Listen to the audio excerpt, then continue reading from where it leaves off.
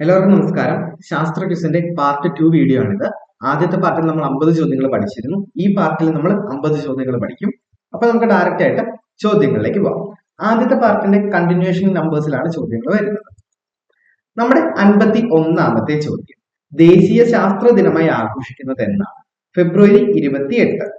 52ാമത്തെ ചോദ്യം, ഇന്ത്യയിൽ ഏതു വർഷം മുതലാണ് ദേശീയ ശാസ്ത്ര ദിനം ആഘോഷിച്ചു തുടങ്ങിയത്? 1987. 53ാമത്തെ ചോദ്യം, ഇന്ത്യയിൽ ഫെബ്രുവരി 28 ദേശീയ ശാസ്ത്ര ദിനമായി ആഘോഷിക്കുന്നത് എന്തുകൊണ്ടാണ്? സി വി രാമന്റെ രാമൻ പ്രഭാവം പ്രസിദ്ധീകരിക്കപ്പെട്ട ദിവസമാണ് ഫെബ്രുവരി 28. അടുത്തത്, രാമൻ പ്രഭാവം അഥവാ രാമൻ ഇഫക്ട് പ്രസിദ്ധീകരിക്കപ്പെട്ട വർഷം ഏതാണ്?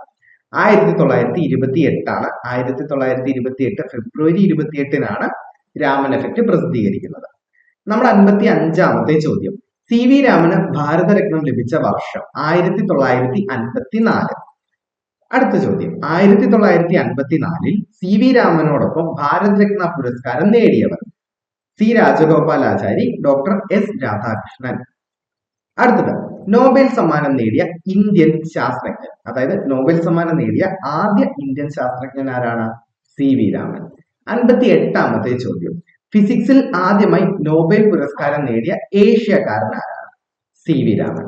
അടുത്ത ചോദ്യം, സി വി രാമനെ നോബൽ സമ്മാനത്തിന് അർഹനാക്കിയ കണ്ടുപിടുത്തം ഏതാണ്? രാമൻ പ്രഭാവം. ഭാരതരത്നം നേടിയ ആദ്യ ഇന്ത്യൻ ശാസ്ത്രജ്ഞനാരാണ്? C V Raman. അടുത്ത 61ാമത്തെ ചോദ്യം, സി വി രാമന്റെ മുഴുവൻ പേര്? ചന്ദ്രശേഖര വെങ്കിട്ടരാമൻ. 62ാമത്തെ ചോദ്യം, സി വി രാമൻ ജനിച്ചത് എവിടെയാണ്? തിരുച്ചിറപ്പള്ളി, തമിഴ്നാട് സംസ്ഥാനത്താണ്. 63ാമത്തെ ചോദ്യം, സി വി രാമന്റെ കണ്ടുപിടുത്തം എന്താണ് കൈകാര്യം ചെയ്യുന്നത്? പ്രകാശത്തിന്റെ വിസരണം. അടുത്ത ചോദ്യം, ദേശീയ ശാസ്ത്ര ദിനം എന്നാണ്? നവംബർ 10. 65ാമത്തെ ചോദ്യം, സി വി രാമന്റെ കണ്ടെത്തൽ എങ്ങനെയാണ് അറിയപ്പെടുന്നത്? രാമൻ പ്രഭാവം അഥവാ രാമൻ എഫക്ട്. 66ാമത്തെ ചോദ്യം, ബൾബ് കണ്ടുപിടിച്ചത് ആരാണ്? Thomas Alva Edison. 67ാമത്തെ ചോദ്യം, കമ്പ്യൂട്ടർ കണ്ടുപിടിച്ചത് ആരാണ്? Charles Babbage. 68ാമത്തെ ചോദ്യം, വൈദ്യുതി കണ്ടുപിടിച്ചത് ആരാണ്? ഫാരഡെ. 69ാമത്തെ ചോദ്യം, ടെലിസ്കോപ്പ് കണ്ടുപിടിച്ചത് ആരാണ്? ഗലീലിയോ. നമ്മുടെ 70ാമത്തെ ചോദ്യമാണ്, പെൻസിലിൻ കണ്ടെത്തിയത് ആരാണ്? Alexander Fleming. ടെലിഫോൺ കണ്ടുപിടിച്ചത് അലക്സാണ്ടർ ഗ്രഹാം ബെൽ. കോശം കണ്ടെത്തിയത് ആരാണ്? Robert hook. നമ്മുടെ 73ാമത്തെ ചോദ്യം, ഇന്ത്യയുടെ ആദ്യ വാർത്താവിനിമയ ഉപഗ്രഹം? ആപ്പിൾ. 74ാമത്തെ ചോദ്യം, ISRO സ്ഥാപിതമായ വർഷം? 1969. 75ാമത്തെ ചോദ്യം, ബഹിരാകാശ യാത്ര നടത്തിയ ആദ്യ ഇന്ത്യൻ വംശജ ആരാണ്? കൽപ്പന ചൗള. 76ാമത്തെ ചോദ്യം, ഇന്റർനെറ്റ് പ്രോട്ടോകോൾ നിലവിൽ വന്ന വർഷം? 1982. അടുത്തത്, ഇന്ത്യ വികസിപ്പിച്ച സെർച്ച് എഞ്ചിൻ ഏതാണ്? ഗുരുജി. 78ാമത്തെ ചോദ്യം, ഇന്ത്യൻ വിവര സാങ്കേതിക വിദ്യയുടെ പിതാവ് എന്നറിയപ്പെടുന്നത് ആരാണ്? രാജീവ് ഗാന്ധി. അടുത്ത ചോദ്യം, കാർഷിക മേഖലയെ സഹായിക്കാൻ കേരള സർക്കാർ രൂപീകരിച്ച വെബ് പോർട്ടൽ ഏതാണ്? ഇ കൃഷി. 80ാമത്തെ ചോദ്യം, ഇന്ത്യയിലെ ആദ്യ ഡിജിറ്റൽ സംസ്ഥാനം ഏതാണ്? കേരളം. 81ാമത്തെ ചോദ്യം, മന്ത്രിമാർക്കെല്ലാം സ്വന്തമായി വെബ്സൈറ്റ് ഉള്ള ആദ്യ സംസ്ഥാനം ഏതാണ്? കേരളം. അടുത്ത 82ാമത്തെ ചോദ്യം, ജീവശാസ്ത്രത്തിന്റെ പിതാവ് ആരാണ്? അരിസ്റ്റോട്ടിൽ. ഇനി അടുത്ത ചോദ്യമാണ്, ജീവശാസ്ത്രത്തെ എത്ര തരമായി തരം തിരിച്ചിട്ടുണ്ട്? 2 തരമായി. ഏതൊക്കെയാണത്? ജന്തുശാസ്ത്രമെന്നും സസ്യശാസ്ത്രമെന്നുമാണ് തരം തിരിച്ചിട്ടുള്ളത്. ഓക്കെ. 84ാമത്തെ ചോദ്യം, കോശത്തെ കുറിച്ചുള്ള പഠനം? സൈറ്റോളജി. 85ാമത്തെ ചോദ്യം, ശരീരത്തിൽ 2ഓ അതിലധികമോ കോശങ്ങളുള്ള ജീവികൾ അറിയപ്പെടുന്നത്? ബഹുകോശ ജീവികൾ.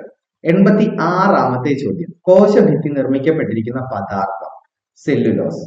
87ാമത്തെ ചോദ്യം, സസ്യകോശങ്ങളിൽ മാത്രം കാണപ്പെടുന്ന കോശാംഗങ്ങൾ? ജൈവകണങ്ങൾ.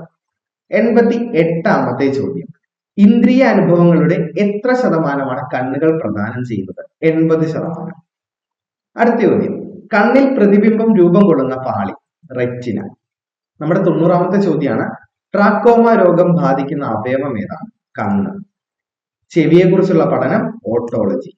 ശബ്ദതരംഗങ്ങൾക്കനുസരിച്ച് കമ്പനം ചെയ്യുന്ന സ്ഥലം? കർണപടം.